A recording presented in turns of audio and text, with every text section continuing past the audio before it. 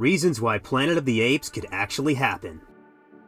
Before we start, I would want you to hit that red subscribe button so that you never miss out on any of our videos. Hey guys, what's up? Welcome back to Nature Snipes. It was at this level I discovered cutting tools and arrowheads of quartz.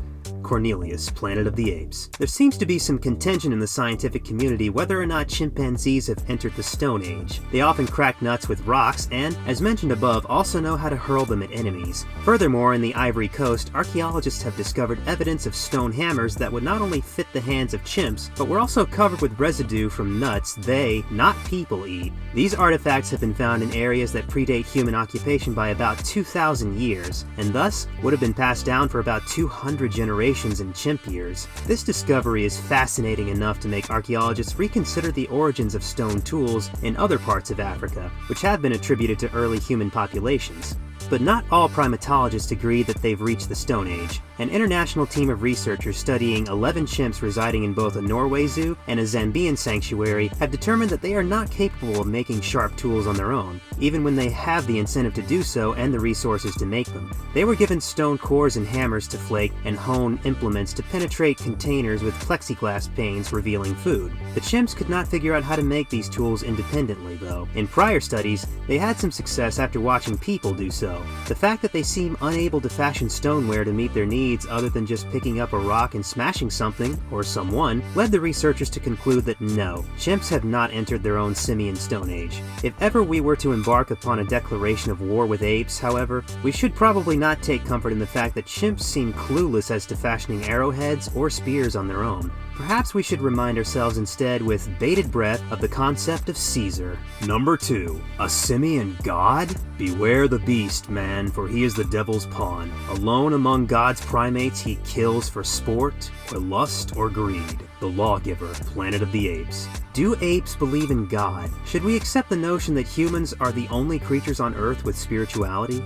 Until recently, that has been the empirical belief of both religious and secular communities, and perhaps the main division that separates mankind from the rest of the animal kingdom. But in recent times, chimpanzees have been seen performing ritualistic behaviors, which indicate a prototypical form of religion. And where there are religious rituals, there is a belief in a god, or perhaps a creator or a prophet, at least someone who is watching from above. In the past few years, African chimpanzees have been seen building some temples and performing ritual dances during rainstorms that seem to have no other purpose than, perhaps, to please the gods. These activities are similar to many rituals performed by ancient human civilizations at spiritual ceremonies as we sought and still do seek answers for the chaotic nature of the world around us. These activities among early man were truly the beginning of formalized religion, and there's really no reason to think differently of those similar rituals performed today by chimps. So what's the big idea? There have been more wars fought in the history of mankind inspired by the supposed word of God than any other, with such quasi-political campaigns, aka holy wars, as the Crusades, the 7 Years' War, and the Buddhist uprising, among many others. Even terrorist activity can be often attributed to divine inspiration. If chimps continue on their own spiritual quest, the way humans did hundreds of thousands of years ago, the last thing we might want them to ritualize, perhaps, is a war dance inspired by a lawgiver against us. Number 1. Are we creating the Forbidden Zone? The Forbidden Zone was once a paradise. Your breed made a desert of it ages ago.